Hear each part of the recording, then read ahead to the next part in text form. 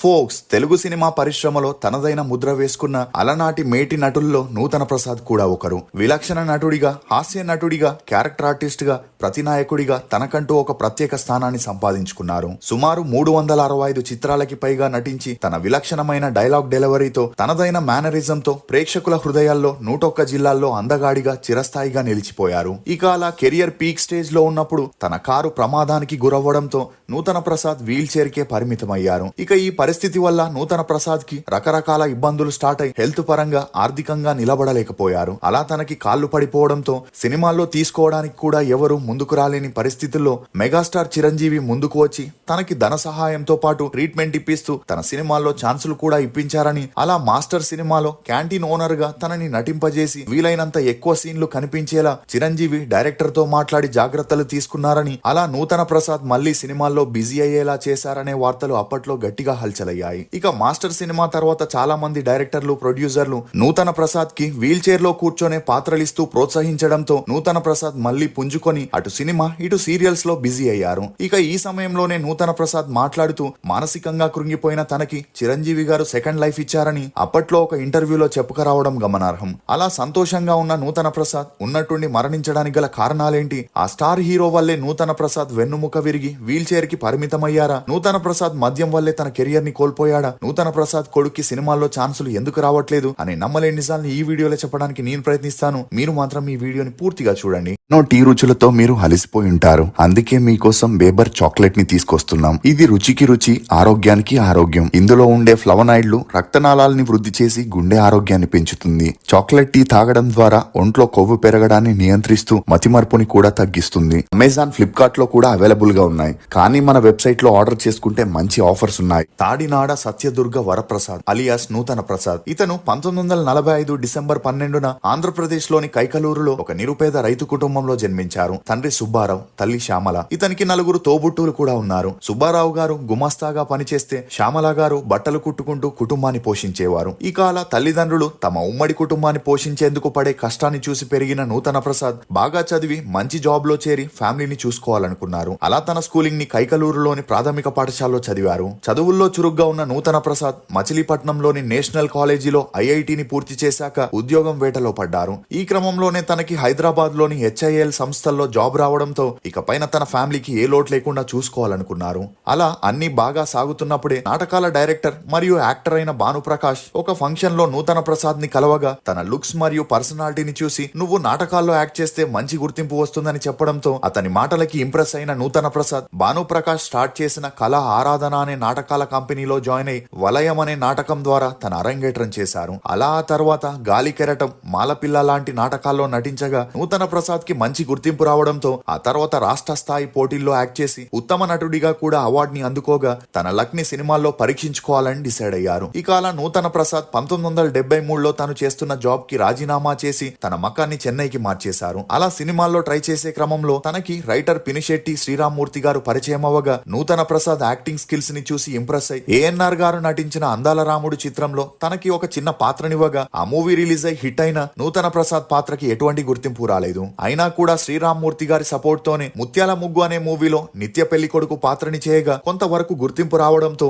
నాటకాల నుండి వచ్చిన నూతన ప్రసాద్ యాక్టింగ్ బాగా చేయడంతో దేవదాసు కనకాల గారు చేస్తున్న చలిచీమలు అనే మూవీలో నూతన ప్రసాద్ ని హీరోగా తీసుకోగా అందులో నూతన ప్రసాద్ ఎక్కువగా 101 జిల్లాల అందగాడిని అనే పదాన్ని వాడడంతో అప్పటి నుండి అతని ఫ్యాన్స్ తనని 101 జిల్లాల అందగాడు అని పిలవడం మొదలెట్టారు. అలా ఈ మూవీ 1978లో రిలీజ్ అయి కమర్షియల్ గా అంతలా ఆడకపోయినా ఆ సినిమాకి 2 నంది అవార్డ్స్ వచ్చాయి. ఇక అలా తనకి హీరోగా వచ్చిన మంచి అవకాశాన్ని సరిగ్గా వినియోగించుకోనందుకు మరియు సినిమాల్నే నమ్మి బంగారం లాంటి ఉద్యోగాన్ని వదులుకొని ఆర్థికంగా ఇబ్బందులు పడడంతో నూతన ప్రసాద్ మానసికంగా కృంగిపోయారు. దీంతో పాటు తనకి ఇండస్ట్రీలో ఫ్రెండ్ సర్కిల్ పెరిగి మద్యం కూడా అలవాటవ్వడంతో సాయంత్రం అయితే అందరూ తమ కష్టాల్ని చెప్పుకుంటూ మద్యం తీసుకుంటుండగా నూతన ప్రసాద్ రోజు రోజుకి మద్యానికి బానిసయ్యారు. అలా పగలనక రేయనక మద్యం తీసుకోవడంతో ఒక స్టేజ్ లో నూతన ప్రసాద్ ఆరోగ్యం క్షీణించి మంచాన పడగా తన స్నేహితులు తనని హాస్పిటల్ కి తీసుకెళ్లగా చెక్ చేసిన డాక్టర్ డాక్టర్లు మద్యం వల్ల ఆరోగ్యం క్షీణించిందని, ఇక పైన తాగితే లివర్ డ్యామేజ్ అయి ప్రాణం పోయే ప్రమాదం ఉందని చెప్పడంతో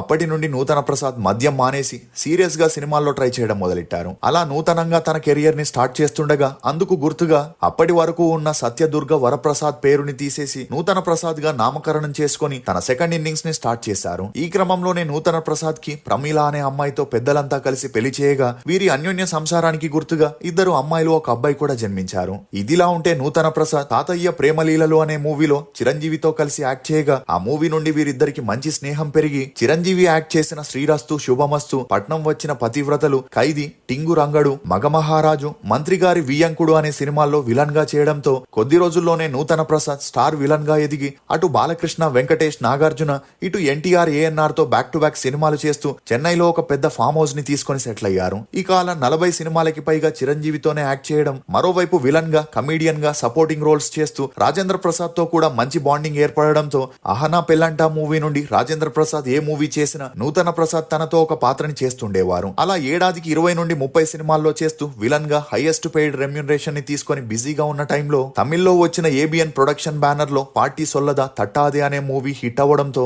అదే మూవీని తెలుగులో రీమేక్ చేయాలని ఫిక్స్ అయి బామ్మ పాత్రలో భానుమతి గారిని, ఆమె భర్త పాత్రకి నూతన ప్రసాద్ ని తీసుకున్నారు. ఇక అలా వీరి మనవడిగా రాజేంద్ర ప్రసాద్ యాక్ట్ చేయగా సినిమా షూటింగ్ 90% పూర్తయ్యాక క్లైమాక్స్ లో కారు మందు తాగినట్లు, పైకి కిందికి ఎగిరినట్లు, ఆడినట్లు, ఆ తర్వాత కారు 2 ముక్కలుగా విడిపోయి మళ్లీ కలిసినట్లుగా చూపించాల్సి ఉండడంతో ఆ సీన్లని చెన్నైలోని ఏవిఎం స్టూడియోలో 6 కారులతో షూటింగ్ చేయడం జరిగింది. అలా ఒక పెద్ద క్రేన్ తో 2 కార్లని కట్టి ఉదయం నుండి అటు ఇటు ఊపుతూ షూటింగ్ ని చేయగా ఒక షాట్ విషయంలో డైరెక్టర్ సాటిస్ఫై అవ్వకపోవడంతో అది గమనించిన నూతన ప్రసాద్ రాజేంద్ర ప్రసాద్ దగ్గరికి వెళ్లి ఆ సీన్ బాగా రాలేదని, డైరెక్టర్ డల్ గా ఉన్నాడని, ఆ షాట్ ని మరోసారి చేద్దామా అని అడగ్గా అందుకు రాజేంద్ర ప్రసాద్ డైరెక్టర్ ని అడిగొస్తానని చెప్పి వెళ్ళగా అతను ఇంకాస్త బెస్ట్ గా చేస్తే బాగుంటుందని చెప్పడంతో రాజేంద్ర ప్రసాద్, నూతన ప్రసాద్ ఆ షాట్ ని చేసేందుకు సిద్ధపడ్డారు. అలా వీరిద్దరు కారులో కూర్చోగా క్రేన్ ఆ కారుని పైకెత్తడం స్టార్ట్ చేసింది. కానీ అంతకు ముందు అదే షాట్ ని 50 అడుగుల ఎత్తులో షూట్ చేసిన అంత ఎత్తులో అవసరం లేదని కాస్త తక్కువ ఎత్తులో షూట్ చేద్దామని డైరెక్టర్ కెమెరామ్యాన్ కి చెప్పగా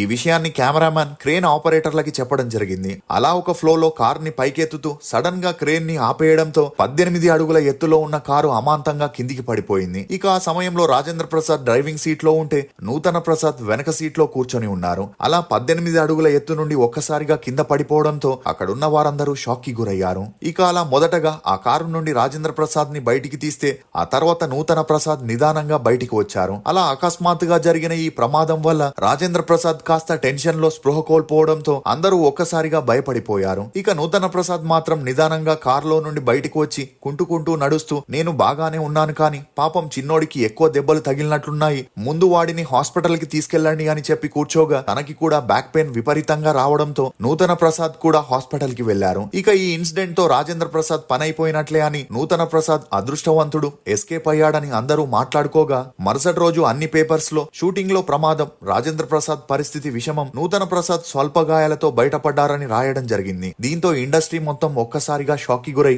అందరూ రాజేంద్ర ప్రసాద్ ని చూడడానికి హాస్పిటల్ వద్ద క్యూ కట్టడం మొదలెట్టారు. ఇక అలా 2 రోజుల్లోనే రాజేంద్ర ప్రసాద్ పూర్తిగా కోలుకుంటే నూతన ప్రసాద్ గారి పరిస్థితి మాత్రం దారుణంగా మారిపోయింది. ఎందుకంటే కారు కింద పడిన సమయంలో అతని వెన్నుపూస విరిగి స్పైనల్ కార్డ్ మధ్యలో 2 బోన్స్ జామ్ అయి దాని వల్ల వెన్నుపూసకి లింక్ అయి ఉన్న 2 కాళ్ళకి పక్షవాతం వచ్చేసింది. దీంతో 2 కాళ్ళు పూర్తిగా కదల్లేని పరిస్థితికి రావడంతో 2 రోజుల్లో కోలుకొని షూటింగ్ కి వస్తానని చెప్పిన నూతన ప్రసాద్ జీవితం 3వ రోజుకే పూర్తిగా మారిపోయి కళ్ళ ముందు అంతా శూన్యమే కనిపించింది. ఇక అప్పటికే 30 సినిమాలకి సైన్ చేసి అడ్వాన్సులు కూడా తీసుకొని ఉండగా తన పరిస్థితి ఇలా అవ్వడంతో మంచానికే పరిమితమయ్యాడు. దీంతో మరుసటి రోజు రాజేంద్ర ప్రసాద్ వల్లే జీవితాన్ని కోల్పోయిన నూతన ప్రసాద్ తను కావాలనే రీటేక్స్ చేయడంతో ఇలా అయిందనే వార్తలు మీడియాలో హల్చలవ్వగా రాజేంద్ర ప్రసాద్ కొంతవరకు విమర్శల్ని ఎదుర్కోవాల్సి వచ్చింది. ఇక అలా నూతన ప్రసాద్ పరిస్థితిని చూసి చాలా మంది హీరోలు, డైరెక్టర్లు, ప్రొడ్యూసర్లు ముందుకు వచ్చి ట్రీట్మెంట్ కోసం సహాయం చేయగా నూతన ప్రసాద్ అడ్వాన్స్ ట్రీట్మెంట్ తీసుకుంటూ తనని తాను సెట్ చేసుకోవాలని ట్రై చేసిన ఎటువంటి ప్రయోజనం లేకుండా పోయింది. ఇక అలా సినిమాల్లో పీక్ స్టేజ్ లో ఉన్నప్పుడు వీల్ చైర్ కే పరిమితం అవ్వడంతో అతను మానసికంగా కృంగిపోయి డిప్రెషన్ లోకి వెళ్లిపోయారు. ఈ సమయంలోనే చిరంజీవి నూతన ప్రసాద్ కి సపోర్ట్ చేస్తూ కొన్ని మూవీస్ లో ఛాన్స్ ఇస్తూ ఆర్థికంగా, మానసికంగా సపోర్ట్ చేయడంతో ఆ తర్వాత డబ్బింగ్ ఆర్టిస్ట్ గా కూడా తన కెరియర్ ని స్టార్ట్ చేసి వీల్ చైర్ లోనే 30కి పైగా సినిమాలకి డబ్బింగ్ చెప్పగా తన పరిస్థితిని చూసి రామోజీరావు ఈటీవీలో వచ్చే నేరాలు ఘోరాలు ప్రోగ్రామ్ కి డబ్బింగ్ ఆర్టిస్ట్ గా చెప్పించగా ఈ ప్రోగ్రామ్ నూతన ప్రసాద్ కి మంచి గుర్తింపును తీసుకొచ్చింది. దీంతో నూతన ప్రసాద్ సీరియల్స్ లోకి కూడా ఎంట్రీ ఇచ్చి 8కి పైగా సీరియల్స్ లో యాక్ట్ చేస్తూ రవీంద్ర భారతి కార్యదర్శిగా కూడా పనిచేశారు. అలా తన 2 ఆడపిల్లలకి కొడుక్కి కూడా పెళ్లి చేసి వారిని ఒక ఇంటి వారిని చేసి సెటిల్ చేశారు. ఇక అప్పటి నుండి బిజీగా ఉంటూ యాక్టివ్ గా ఉండడానికి ఎంత ప్రయత్నించినా యాక్సిడెంట్ వల్ల కలిగిన లోపలి గాయాలతో ఒక్కొక్క పాటు డ్యామేజ్ అవుతూ వచ్చింది. అలా 10 నుండి 12 మాత్రలు తింటే గాని రోజు గడవని పరిస్థితి. ఇక అలా దాదాపు 22 ఏళ్లు నెట్టుకొచ్చిన ఒక స్టేజ్ లో లివర్ కిడ్నీకి ఇన్ఫెక్షన్ అయి ఆ ఇన్ఫెక్షన్ శరీర భాగాలంతా వ్యాపించి డ్యామేజ్ అవ్వడంతో తన హెల్త్ చాలా సీరియస్ అవ్వగా కుటుంబ సభ్యులంతా తనని ఇమీడియట్ గా హాస్పిటల్లో చేర్పించిన ఫలితం లేక నూతన ప్రసాద్ గారు తన 65వ ఏటకి 2011 మార్చి 30న మరణించడంతో యావత్ సినీ ఇండస్ట్రీ షాక్ కి గురైంది. ఇక నూతన ప్రసాద్ గారు తన కొడుకుని తన సినీ వారసుడిగా తీసుకురావాలనుకున్న చిన్న చితిక పాత్రలు వచ్చేవే తప్ప ఇండస్ట్రీ నుండి అనుకున్నంత సపోర్ట్ దొరకకపోవడంతో తన కొడుకు ఇప్పుడు ఇండస్ట్రీని వదిలేసి బిజినెస్ చేసుకుంటున్నట్లు సమాచారం. ఇక ఇప్పటి వరకు నూతన ప్రసాద్ గారు 360కి పైగా సినిమాల్లో యాక్ట్ చేయగా తన నటనకి గాను 5 నంది అవార్డ్స్ ని కూడా అందుకున్నారు. మీకు నూతన ప్రసాద్ గారు నటించిన సినిమాలో ఫేవరెట్ ఏదనేది కమెంట్ సెక్షన్ లో తప్పకుండా తెలియజేయండి. ఫోక్స్, తలరాతని ఎప్పుడూ నిందించకు. ఒక కష్టం నిన్ను బాధిస్తే 100 సంతోషాలు నీ జీవితంలో ఎదురు చూస్తుంటాయి. అది కూడా నువ్వు నమ్మితేనే. ఇది ఫోక్స్ నటుడు నూతన ప్రసాద్ గురించి కొన్ని నమ్మలేని నిజాలు. ఈ వీడియో మీద మీ అభిప్రాయాన్ని కమెంట్ సెక్షన్ లో తప్పకుండా తెలియజేయండి. మేము చేసిన ఈ వీడియో మీకు నచ్చినట్లయితే ఒక లైక్ ద్వారా మీ సపోర్ట్ ని మాకు తెలియజేయండి. For more interesting videos please subscribe to CR voice.